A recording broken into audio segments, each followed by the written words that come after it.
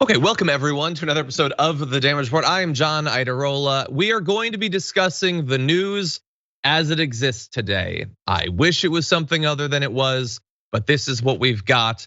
Thankfully, one of the things that we've got is an awesome co-host on today's program, the host of Indisputable, Dr. Rashad Richey. How's it going? It's going okay. Could be better. Obviously, I'm just as angry and hurt as you are about the news of, once again, another mass murder, this time involving children. Just endless. We've had 30 mass shootings like this year. I saw a chart. I can't attest to its complete accuracy, but it had cited 288 US-based school shootings in history. And I think the second highest was Mexico with 8. But there's nothing that could be done, Dr. Rashad. There's nothing that could be done, clearly. Anyway, we're going to be getting into that. Don't worry, everyone. We've got a couple different angles on this story that I want to make sure that we get to. It's a tragedy. It should be consuming our nation. The case could be made that we had more than enough violence 2 days ago that it should have been dominating the conversation. So we will be talking about that. But aside from that, there's a little bit coming out of yesterday's primaries I want to talk about. One now candidate, Herschel Walker, who won a primary, is making news. We're going to dive into that. We've got a little bit of good news coming out of the Biden administration when it comes to policing. So we're going to see how impressed we are with that. And the GOP is pushing a women's rights bill. We're going to dive into the substance of that and see how excited we should be about the fact that the GOP apparently now thinks women should have some rights. So we're gonna be diving into that and a lot more. So I'm gonna need everyone to prepare yourself, hold on to your butts as we launch into this. And along the way, if you're on a platform that would allow for something like liking this stream, sharing it, perhaps that would be great. And if you wanna send us comments, tweets, super chats, we will respond during our breaks as we go. But with all that said, Rashad, you ready to jump into this? Let's do it. Okay, let's do it. Let's start with this, in fact. Look, we already have laws against killing people, and this guy apparently didn't care what the law was. Having a gun law that told him not to have a gun, I don't think would have stopped any of this. So I think that's not the right focus. They obviously have a political agenda of limiting guns in the hands of everybody. Now that is Ken Paxton, Attorney General of Texas, which was, of course, the site of the Uvalde shooting yesterday. Absolutely devastating, historic shooting that took the lives of 19 children and 2 adults. And the guy who is supposed to be the best versed on law, the most constantly thinking about how the law should be formulated to accomplish the goals, to fulfill the responsibilities the government has, says we already have laws against killing, and having a law that told him to not have a gun wouldn't have done anything. First of all, it's not how laws work. The law wouldn't be telling him you shouldn't have a gun. It would be stopping him from having the gun that he has. But the response out of Ken Paxton, of course, is not surprising. The idea that nothing should be done is effectively the only response we get from government after a shooting like this. One side will literally say, let's not do anything. The other side, the Democrats, will give you thoughts and prayers. They'll imply that something should be done, but they never seem to actually accomplish it. And this is the response that we get. Whoa, everybody. I understand that this is utterly horrifying, but let's not actually do anything about it. Let's especially not politicize it. And that was, of course, they immediately leaped on the right onto saying, don't politicize it. You could have seen this shot of former supposed leftist Glenn Greenwald joining Tucker Carlson to talk about how it's already being politicized. It's a tragedy that you would think that maybe laws would have something to do with this sort of thing. And fundamentally, it is indisputable that the law does matter. So in this particular case, the gunman legally purchased 2 AR platform rifles at a local federal firearms licensee. He did that apparently like the day after his 18th birthday, okay? Now, Texas would have you believe that the law, that politics has nothing to do with this, but their politicians have been very active over the past few years when it comes to gun legislation. They made it easier to purchase guns literally in just the past couple of months. New state law that came into force on September the 1st allowed anyone aged over 21 to carry a handgun in most places without a permit or training. I mean, why would you need training? It's only a handgun in a public place. Before the change, you had to pass a background check, take a safety course, and a competency test to get a license. We are way past responsible gun ownership at this point. Notably, that's for handguns. You can buy a rifle at 18 as long as it's not prohibited. Now, when I say that, I don't mean that like socially you can buy a rifle at 18 or culturally you can buy it. Legally, you can buy a rifle at 18. Politicians sat down and decided that's the age you should be able to buy a gun. You should be able to buy a military grade rifle and just have it for 3 full years before we think you should be able to legally drink amaretto. That's a decision that politicians made. They passed laws to make that what is true legally in Texas. But everybody, when you need to pump the brakes, don't politicize this thing. Let's not talk about the law or anything like that. Rashad, of course, we've heard this a million times before. We have to fight back against it, knowing full well that no matter what we say, no matter what we try to do, it is unlikely that anyone in a position of power will actually do anything to change this. Not the current leadership, and let's be very clear about politicization. You must politicize this moment. Let me tell you why you got to politicize it. Number one, the definition of political means to be concerned with the affairs of your community, your government, or your country. That's what the definition of political means. If you are concerned about the affairs of your government, of your country, that means you are in fact political. Let's also talk about the Constitution, because a lot of the protectionists of this ridiculous ideology will cite the US Constitution and say you can't start talking about taking guns away because the Constitution gives you this right, this ability. Here's the reality about the US Constitution. Number one, it's a flawed document. Number two, with every constitutional right comes a legal and statutory responsibility. What is your statutory responsibility? Your statutory responsibility means that you do not eliminate the life and liberty of others because of your exercise of a freedom thereof. For example, we have freedom of speech in this country. Freedom of speech comes with a legal liability. If you decide to utilize that freedom in order to harm other people because of your speech, if you are engaged in putting hits out on people because of your speech, that's illegal. That's a common sense policy restriction based on statutory language. Nobody calls that speech restriction. Nobody calls that speech control. We call that common sense. And when we talk about these gun laws, just like you brought up, brother, it doesn't make sense that you can have a weapon that literally can kill hundreds of individuals when you're 18, but you cannot have a drink of alcohol until you're 21. Here's the policy disconnect. The reason why they say you can't drink alcohol until you're 21 is because of the potential danger it may pose to you and others at an earlier age. You can operate a vehicle and you can crash. You can do something wild while you are underage and drinking, and it could lead to harm. Well, same logic with weapons, same logic with rifles, same logic with these guns and gun culture. Until we attack it on that front, John, we're going to continue to have this back and forth with feckless leaders that don't give a damn about progress. Exactly. Yeah, exactly. Leaders who will lie about what the Constitution actually says when it comes to guns. And even if it didn't, let's say that the Second Amendment was the bizarre fever dream version of itself that people who value guns 100 times more than they value every collected life in America think it is. I think it might have been Hank Thompson. I think that I saw a tweet from him yesterday, and it really struck me. He said, the Constitution was written with a feather on animal skin. Yeah. Yep. People are dying now. Like that thing that utterly ignorant racists wrote hundreds of years ago. Yeah, you worship that more than people's lives. That's a good idea.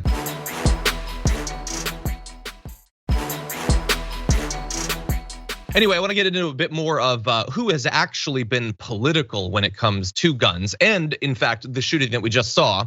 So Governor Abbott, who of course was an enthusiastic supporter of all those different laws that we just talked about that got changed, he said that doing the permitless carry law was the biggest and best gun law of last year. It instilled freedom in Texas, freedom to wield a gun without literally any training or looking into your past. That's a kind of freedom, I suppose. They also made it so in foster homes, you can now store guns and ammunition together rather than separately. Apparently, being able to have it, but store them separately, that was too much of an infringement on your freedom. Now you can put it together. It makes it a lot easier for the foster kids to accidentally shoot themselves or the people they're in the house with. Gun owners can visibly display their weapons while in a motor vehicle. All the better to terrorize people, of course. Junior marshals can carry concealed guns instead of storing them in schools and colleges. He also signed the Second Amendment Sanctuary Act, which forbids local agencies from enforcing new federal gun laws because, again, they worship guns above all else. But that's just the law, and that's before this actual shooting. At the same time that they were saying, don't you dare politicize this by, addressing the crisis, they were jumping into politicizing in their own way. Paul Gosar, who has finally, as of like an hour ago, taken down this tweet. He's a politician, technically. Most of his time is spent on places like 4chan and other conspiracy theory websites. He immediately began trying to identify the shooter as a member of the trans community, a leftist, also an illegal alien, also God only knows what else. Mad libs for crazy people. There was no evidence of that. They began spreading photos of literally other people, but they jumped on that. They were super excited when they thought that it might have been a trans person that did this. We don't have this tweet, but Candace Owens too tweeted, what drives an 18-year-old to murder innocent children? I don't know. But judging by the photos of him cross-dressing, we can assume there were plenty of signs that he was mentally disturbed and abused by adults in his life. So this is the grooming thing. So having access to the guns, that's not the problem. It was that other adults had been preying on this, but none of this is true. None of this is based on literally anything. And all of this goes against their pledge to never politicize a shooting like this. They'll politicize it, Rashad, but only with disinformation and nonsense, not with anything that might stop the killing. Yeah, and the reality is you don't have to go too far back in the past of this country to realize that when we had our assault weapons ban, what decreased? Mass shootings decreased in the United States of America. That is a fact, okay? They're not concerned about children, John. There was a major GOP candidate running for governor. We covered her on Indisputable. On her campaign truck, it literally said, Jesus, guns, and babies. Now, that was the order of priority. Jesus, and I'm sure she was talking about white Jesus, a fictional character, guns, and babies. That is their holy trinity. And they're not talking about babies that are born. They're talking about fetuses because they don't give a damn about the baby that's actually birthed. They want to make this a red meat issue with a woman's right to choose. So let's take their paradigm here. They believe that guns are more important than children. That's based on their own language and the contextualization of their own campaign. Yeah, it's 100% true. I mean, she's at least being honest. She's being clear about that. Anyway, like the politicizing, I saw in the immediate aftermath, I saw Charlie Kirk, who I know you've debated. He tweeted, "Look how fast they're moving on from white supremacy to gun control." I didn't understand what he meant at first because I hadn't seen anyone claiming that this shooting was the result of white supremacy, and indeed they did not. And apparently that's not what he meant. What he meant was they talked about white supremacy with the shooting in Buffalo, and now they're talking about gun control. Charlie Kirk is ostensibly a political thinker and analyst. He thinks about and then talks about politics, and he doesn't seem to get that people were preoccupied with white supremacy in the shooting where a guy put out a white supremacist manifesto that had clearly, he's trying to make sure that you know that he was motivated by white supremacy. There's no evidence of that in this case. There was no manifesto. There was none of the great replacement theory. There was none of that. And so I guess, Rashad, we should have been consistent. Despite the lack of the manifesto in this particular shooting, we should have still talked about it just to keep Charlie Kirk satisfied instead of talking about the guns that were used to actually kill all of these kids. And you'll notice, by the way, that while we were flippant and we were waving in the wind, white supremacy in one case, gun control in the other, he's moved past all of that. He doesn't give a damn about any of this. They don't even pretend on the right to be horrified by any of this. Ainsley Earhardt, she shed some tears on Fox and Friends this morning. But the others, the Candace Owens, the Charlie Kirks, they don't even feel an obligation to be like, oh, slaughtered children are a bad thing. They immediately move into damage control. Listen, man, Charlie Kirk is not a thinking man at all. He's a propagandist. This is what he does. He wants to stoke the flames, and he's become very astute at doing so. But look at his proclamation for what it is. Instead of highlighting the truth that the mass shooter who killed Black people in Buffalo had a racist reason for doing so, that's on the record. Yep. And we call it out based on the actual evidence available. He wants you to think, well, okay, well, that means every mass shooting should have a white supremacist element. And the first one that does not, that possibly has none, he says, well, there's a disruption in the narrative. Well, it's not. We're just telling the truth. The truth is, if you had a law that said this 18-year-old cannot get this gun, those children would be alive. If you had a ban on the weaponry, these children would be alive. And here's the other thing. The killer actually put out multiple messages on social media, eluding that this was going to happen. Cryptic messages, they call it. Why is it so damn easy in this country for a kid who turns 18 to get that kind of weapon to commit that level of carnage? They're not making this about the children who are dead, the families who have been destroyed. Those lives will never be the same, never. Yeah. And when you kill someone, John, you don't just kill them. You kill their lineage, you kill their potential, you kill their children, you kill their children's children. And the death of that young person creates a de facto death in the parents that raised them. They will never be the same. And instead of some of these conservatives actually saying the right thing, which, by the way, used to be a thing, John. They used to actually say the right thing in the first 3 days or so. They're not even doing that anymore. They're letting you know they care nothing about this nation. And once again, the majority of the country stands against them. The majority of the country says something needs to be done. The majority of NRA members, they believe in universal background checks. NRA leadership does not. The majority of America says we need to have gun reform policies and we need to have them now. Guess what? Those that control the gun lobby, they say no. The political elite, they say no. And the Democrats who talk a good game, talk a big game, they say yes, but then they do the exact opposite. That is where we are in this country right now. Yeah, 100%. It used to be that the NRA would stop tweeting for a couple days. Yeah.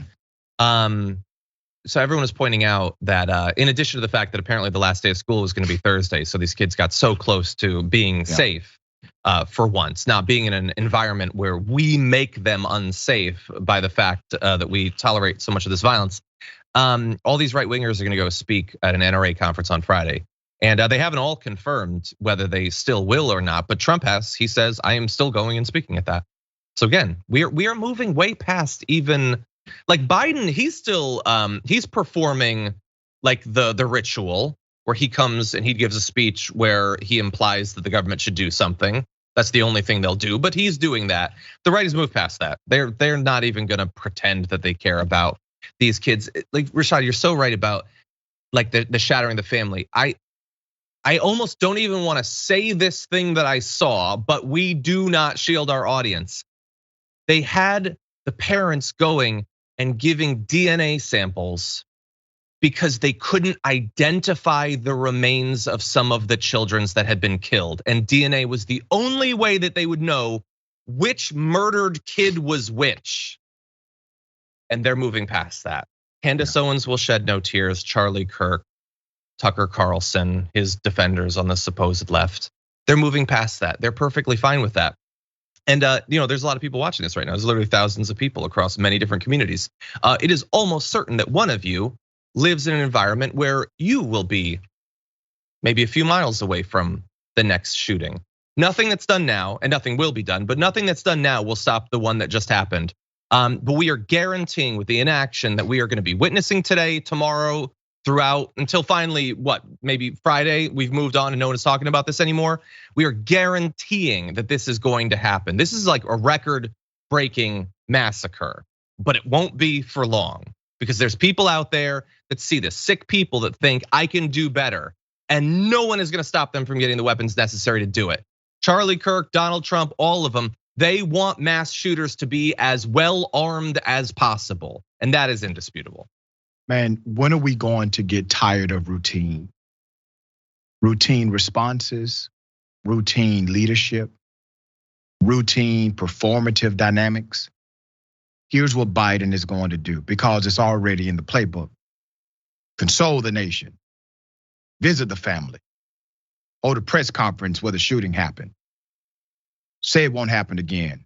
Blame it on the opposition party and business as usual. Yeah. Biden is going to do it. President Obama did it. Donald Trump did it. Never president before. Now, at some point, you have to start pushing the envelope. I'm talking to the leadership class, in particular the White House. Executive orders are a powerful tool. They're so powerful that we really have not truly identified and categorized how powerful they can be. Push the damn envelope. Write the executive orders until the Supreme Court says it's against the law. Show them that you're willing to do the unthinkable here, President Biden. Maybe you get some traction. And even if the court eventually overturns you, the people that care about the policy will not.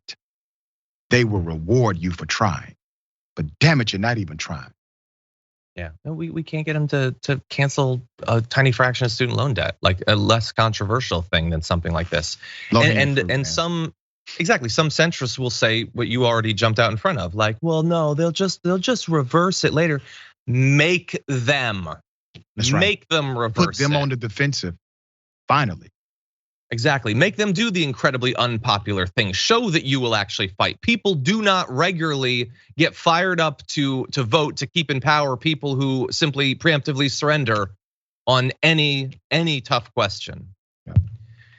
Anyway, we have a lot of thoughts about this. So what we're gonna do is we're gonna take a break. We're gonna come back to where we were at. There's more that we have to say about this, but stick around. We'll be back after this.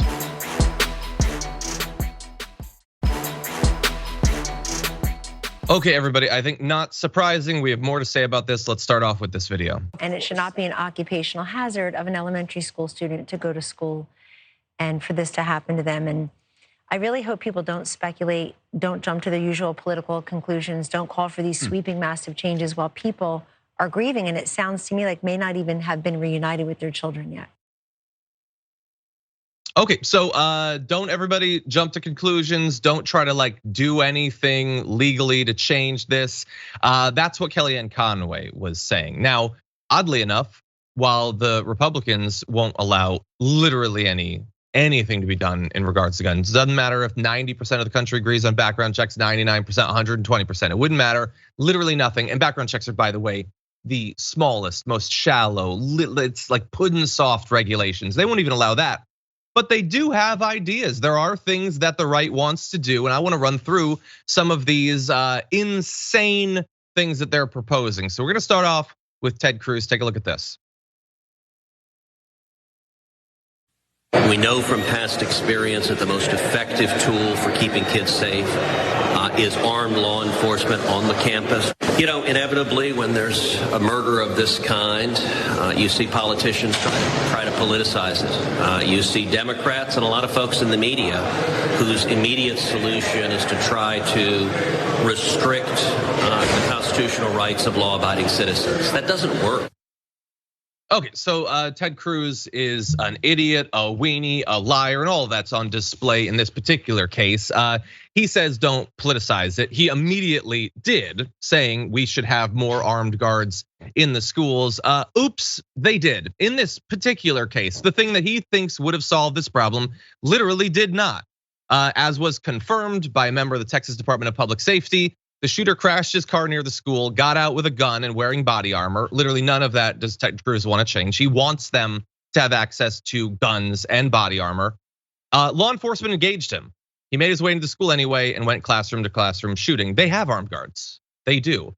They have a massive budget in that area. They also, by the way, have a congressman who enthusiastically crows about how he stopped any gun control legislation from being passed. So there's an idea, Rashad, that you're always gonna hear. The guns in schools aren't a problem. It's just that you need more guns. When someone starts shooting, everyone else should start shooting too. Of course, in this case, it didn't help. That's not gonna stop Ted Cruz from proposing it next time. Yeah, and this is how insane it is, man. Literally, politicians are elected to solve policy problems. When there's a problem like this, which is really the most extreme problem you will have, a person killing a bunch of children at one time. That's a real policy problem in a country. When the killer obtained the gun legally, just turned 18, had a history of posting things that were cryptic and seemed as if they were threatening to a group of children, still able to get a gun, right? Still able to get this weaponry. The people who are in charge of solving that issue by way of policy, those on the right are saying, well, let's not talk about the politicians who are elected to solve this problem. Well, what in the hell are we supposed to talk about? What are we supposed to do? Joe Biden comes out yesterday and tells people to pray together. I didn't elect you to be my pastor, Joe. I elected you to be my president.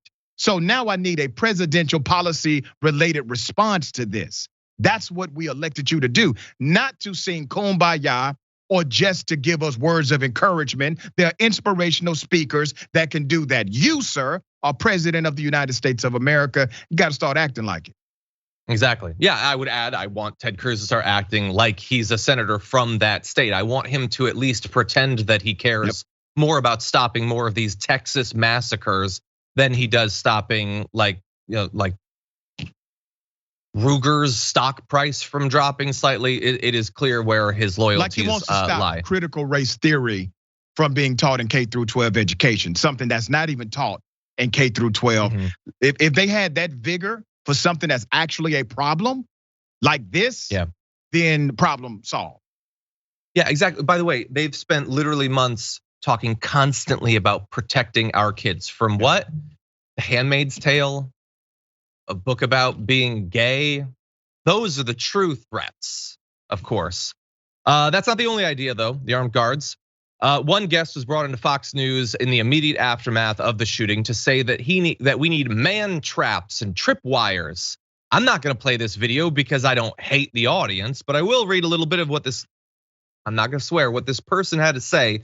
Man traps, a series of interlocking doors at the school entrance that are triggered by a tripwire. The tripwire can be a gunshot, broken glass, a manual switch tossed by the school employees, and it traps the shooter like a rat. And when he's trapped like a rat, we're buying time. The most precious commodity these children can ever get is time to run, time to hide, time to get away from this madman and his bullets. Not his guns, notice, they don't say the guns, just the bullets. It's tripwires, it's man traps, it's not labor, it's not gun control. Well, why not? Why don't we have really tall walls with parapets at the top and maybe like a drawbridge that comes down and a moat? You can stock it with gators, Rashad. You can do all of these things, not stop the person from getting access to the most capable, like the weapons most capable of gunning down massive amounts of civilians possible. So that guy wants this guy to be trapped like a rat. He also wants him to have an AR, and he wants him to have like armor penetrating bullets, and he wants him to have body armor of his own. He wants him to have large capacity magazines. He wants to briefly delay the shooter, but once he's past the delay, he wants him to be equipped like a T-1000. He wants him to be Rambo after he gets past the tripwires and the booby traps and all of that. Let me say this, man. This is a damn shame. Literally, your solution takes more energy, more might, more willpower than the simple solution of reform. So you want to create a solution that literally is impossible. And let me explain why it's impossible. I can't even believe I'm entertaining this ridiculous ass statement, but I do want to speak to it in a legitimate way. Liability. If you create booby traps inside of school systems, insurance companies will not insure that school. There will be no insurance policy. Here's why. Because the courts have ruled that if you have booby traps on your property, commercial or residential, and somebody is trespassing, even if they're trespassing illegally or if they're trespassing by accident, which is possible, if that booby trap activates, then you are 100% responsible for what happens to that individual. So no insurance company would ever insure a facility that has booby traps inside of it, period. So it's a ridiculous solution, but it shows you how extreme they're willing to go in order to spin a narrative that does not include guns, right? Even as you highlighted, they refuse to say guns in the actual statement about guns. They want to say bullets rather than guns. That is intentional. That's by design. That's not a mistake. 100%. Yeah. That guy was on Sean Hannity, by the way. Sean Hannity, I'm gonna guess, what was he being watched by 1-2 million people during that segment? In the immediate aftermath of a devastating mass shooting, he decides to give time to a guy whose political advice is based on the fact that before his news hit, he was watching Indiana Jones and the Last Crusade or Home Alone. Yep. That's the solution. We're gonna quickly run through a few of the other things that they brought up. Sean Hannity says we need to give tax breaks for police officers to patrol schools. Police officers are already there. By the way, if you're a police officer or a member of the military and you see that and think, oh, Sean Hannity wants me to get a tax break to do this, bear in mind, Sean Hannity also wants you to face people who have bullets capable of penetrating your body armor. He wants you to have a very good chance of being killed during that shooting. They also blamed an anti-police narrative for mass shootings. It's just that you guys are mean to cops. That's what manifests mass shooters and the weapons they need to gun people down. Senator Ron Johnson blamed the secularization of society and a loss of faith. I think the solution is renewed faith. Nothing to do with guns. By the way, like going more and more abstract, that's where they feel comfortable in this area. Lauren Boebert tweeted, "You cannot legislate away evil." Which I respond, oh good, I'm not trying to. I want to get rid of the guns, not the metaphysical construct. Right. AOC responded by saying, why even be in Congress if you don't believe in doing your job? Just quit and let someone who actually gives a damn do it instead of acting like a useless piece of furniture when babies are shot with AR-15s that we let teen boys impulse buy before they can legally have a beer. And if you think, well, okay, you're picking on Lauren Boebert, obviously nobody else would be so stupid as to focus on evil. No, they are. Tommy Lauren tweeted, it's not about guns, it's about evil. The Democrats only want it to be about guns so they don't have to address the evil. What I've noticed, Rashad, maybe you've noticed this too, is that the mass shooters don't generally arm themselves with evil for these shootings. They usually go for the guns, actually. Yeah, and see, they would not apply that linear logic to anything else other than when people use guns to commit mass shootings. They won't say about individuals who commit other crimes. They won't say, well, we don't have a crime issue, we have an evil issue. When it comes to them increasing sentences for those who are convicted of nonviolent drug offenses, they don't say, well, it's not the issue of drugs, it's the issue of evil. They don't do that. Yeah. They create policies and they want these policies to be implemented in a way that would deter individuals or punish individuals who are committing nonviolent drug offenses. Now, obviously, I disagree with their methodology. I think prevention and rehabilitation is key. But the point is, they don't have that kind of jargon for anything other than mass shootings, which means they are hypocritical in their own proposed linear logic about what this is supposed to solve. Dr. King came up against this during his time when those on the right and left said to Dr. King that you cannot legislate morality. But he said in response, but you can't make it illegal for them to lynch a black man. And he said, I'll take that, okay? 100%, yeah, you're totally right. Okay, we are gonna take our second break. We come back, we are gonna be switching up gears, talking about something coming out of the election. So with that, we'll be back in just a few.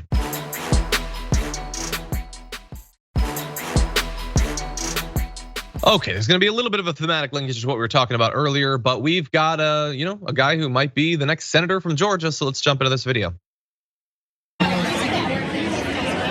Hey, Bonner Roger with CNN. I know. Guys, do you support any new gun laws in the wake of this Texas shooting? Do what now? Do you support new gun laws in the wake of this Texas shooting? What I like to do is see it and everything and stuff. I like to see it and everything. A favorite New Jersey trip? Thank you. That's Herschel Walker. He won his primary. It wasn't close. He got 70% of the vote as of this morning, and he did so without debating his opponents and not, answering any of the many questions people have about his fitness to be a senator. And that video only seemed to confirm it.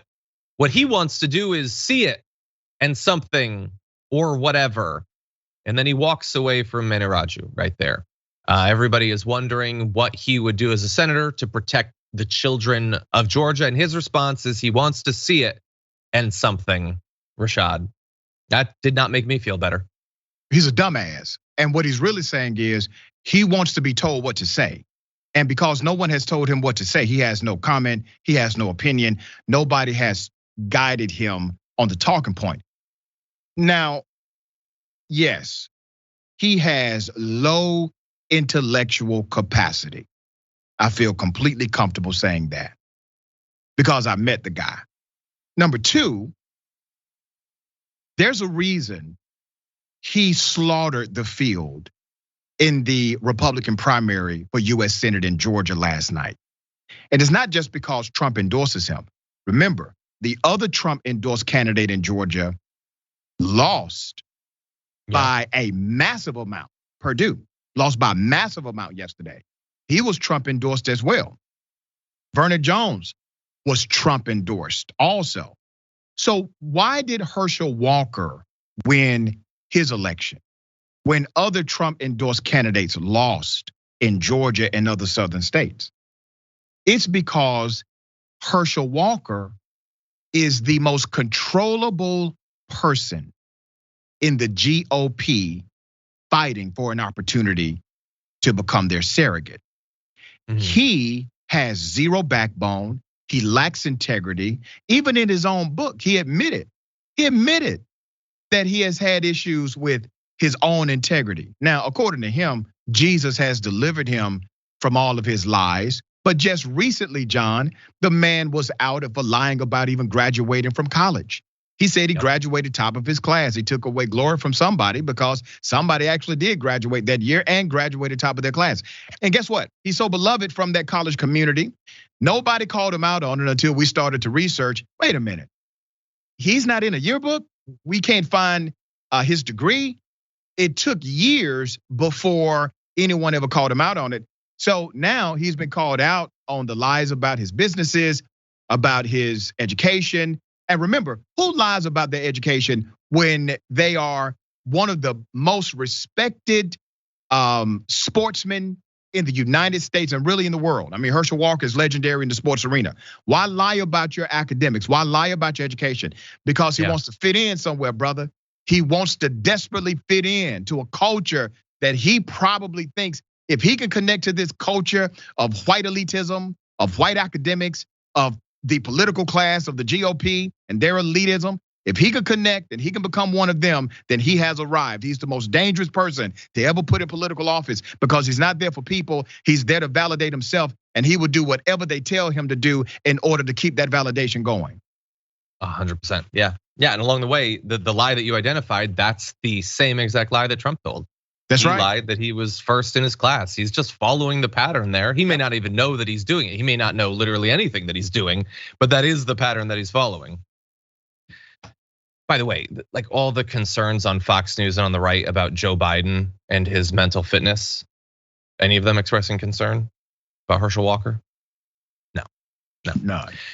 Now, the Democrats supposedly are gonna fight back. So we're gonna jump into this second video. One of the first new blows against them, an ad against Herschel Walker. Let's take a look at this.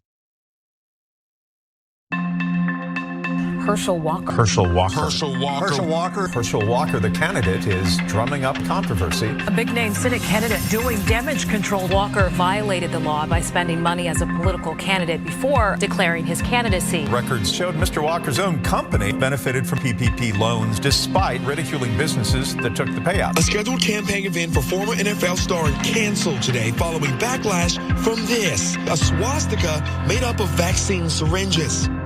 Science said man came from apes. If that is true, why are there still apes? Do you know right now I have something? It will kill any cobra on your body. EPA, FDA approved. I also was valedictorian in my class. I also was in the top 1% of my graduating class in college. Whether it's in the locker room, the boardroom, or even the bedroom, I only trust Novogen.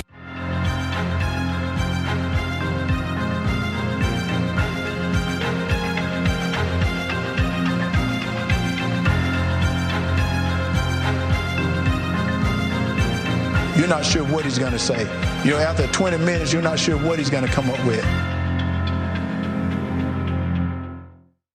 So that is a web ad released by the Democratic Party of Georgia targeting Herschel Walker and mentioning a lot of the controversy around him. Not all of them. They didn't mention the allegations of domestic abuse, but they hit on a lot of different things there. I'm curious, Rashad, do you think, they say that now they are going to hit him with everything. They're going to put a ton of money into it. They're going to hit him hard. My belief is that his strategy will mostly be to not talk about himself, to not talk at all, to not appear in public. Do you think that this effort is going to be successful? You see in that ad, do you think that that is going to be enough to take Raphael Warnock across the line? No. And I say this in all due respect to the Democratic Party leadership. I know many of them. I used to be the director and chief strategist of the Georgia Democratic Party. I would have done this completely differently. All of the elements that they are showing now in their ad, in all due respect, once again, all of them have already been done. He still won with 70% of the Republican vote. He beat an individual who was already statewide elected as the agricultural commissioner. The vote turnout for the Republican Party was almost triple that of the turnout for the Democratic primary, which means there's an excitement in their base in order to show up and vote. If you do not figure out a way to suppress their thought about Herschel Walker has already proven all of those negatives that were already in the headlines about him, all of those negatives that were already against him, he is able to still overcome them with the base that he has. And I know we like to say that Georgia is a blue state. It is not.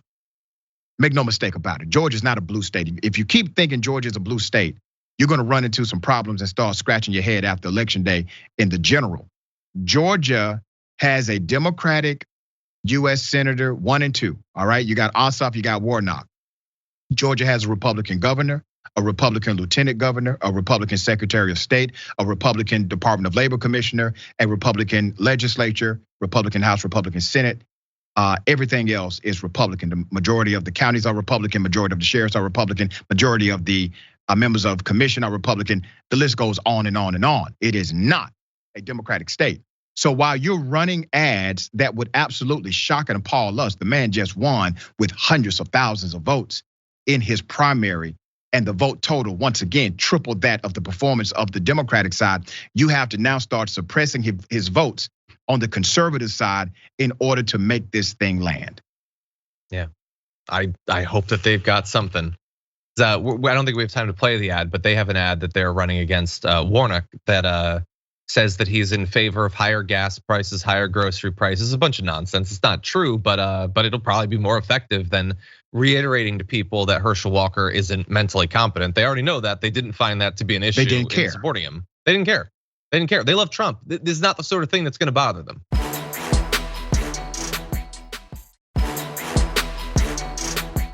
Anyway, with that said, we are running a little bit low on time. I want to make sure that we get to as many of these stories as possible. So why don't we jump into our C block and we'll close out the first hour with that. On the heels of yesterday's update that the DOJ would be revising their use of force policy, we've got some more potential good news coming out of the Biden administration. Apparently, he's going to be directing federal law enforcement agencies to revise their own use of force policies and to restrict particular tactics, including chokeholds and no-knock warrants, while using grant incentives to encourage state and local agencies to adopt the same standards that we talked about in the show yesterday about the fact that the DOJ can say whatever they want. They can't force state and local police departments to change their approach to lethal force, but you can use these sorts of incentives to potentially try to get through to them. Seems like it's going to be difficult. In any event, we've got the Biden administration also saying they're going to create a national registry of officers that have been fired for misconduct and restrict the transfer of most military equipment to police. That is apparently they're bringing back a policy that had existed under the Obama administration back in 2015. We also have the administration, they're gonna give guidance on screening inherent bias among the rank and file, including those potentially harboring white supremacist views. So I expect that particular change will make up about 45 minutes of Tucker Carlson's monologue tonight. But anyway, we have several different changes here, actually taking seriously extremism amongst law enforcement, the militarization via equipment of law enforcement, the ability to fire someone for misconduct and then they get hired in another police department just down the street. There's a lot of different changes here. I'm interested in your opinion, Rashad. What do you think about what Biden's doing here? It's a move in the right direction, but not strong enough. And let me explain that. Number one, the Department of Justice, in particular through the Department of Civil Rights, they can pretty much investigate anybody they choose to, okay? So they can put officers under investigation. You would have to beef up that department, allocate more money to their agents and their staff, but you can do that. That's one deterrent. But here's the other thing. You can control police behavior. The way you do it is you defund them. You defund them as the federal government. You defund police agencies that act in these egregious manners. That will start a process, but they're unwilling to do it because it's unpopular. And then here's the other thing. The executive order basically from the president that will be signed today according to the narrative, this really impacts federal police. So this is not some sweeping executive mandate that will have a massive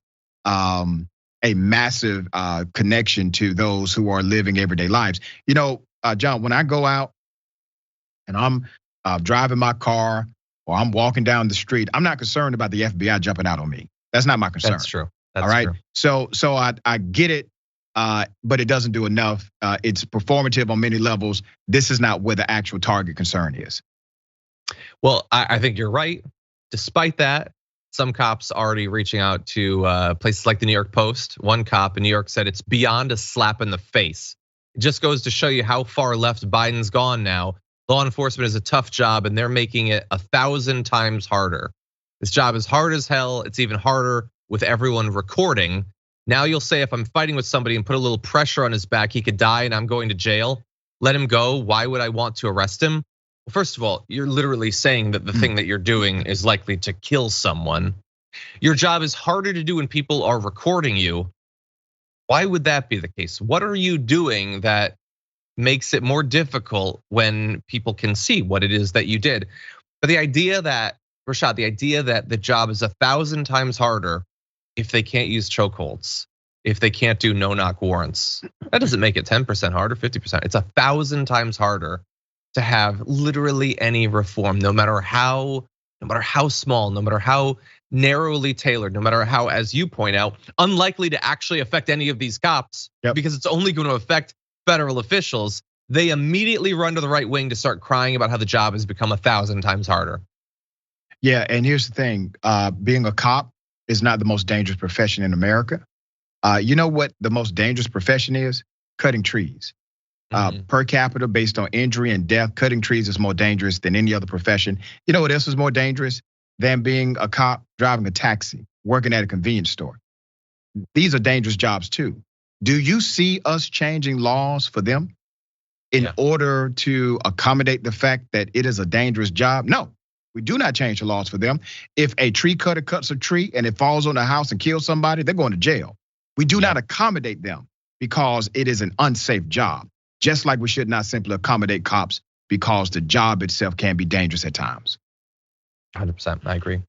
Well, that is unfortunately all the time we have for our first hour. I want to thank everyone watching on the podcast or on one of our linear platforms. But if you're on Twitch or YouTube, the members app, a number of other places, we've got a lot more to talk about where that came from. Don't go anywhere. We'll be back in a few.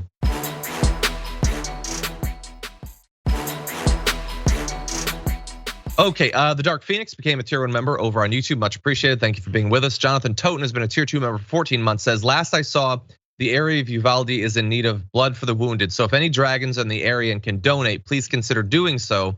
Stay awesome and safe, Dragon Squad. That is a great idea. Thank you for reminding everyone. The Dark Phoenix says, the fact that these kids were the same age as my younger brother is truly depressing. We're in desperate need of change. How long before the next one? I don't know. I don't know what our hope is supposed to be in the midterms or in the presidential election. I don't know what we're supposed to hope for at this point. A miracle, I guess. Jenna Midwest, member on Twitch for 16 months, says, thanks TYT and all the folks that make it happen each day. I don't know what I would do without the honesty here. Love you guys. Thank you. We do appreciate that. Thanks for listening to the full episode of The Damage Report. Support our work, listen ad-free, access members-only bonus content, and more by subscribing to Apple Podcasts at apple.co/TYT. I'm your host, John Adarola. I'll see you soon.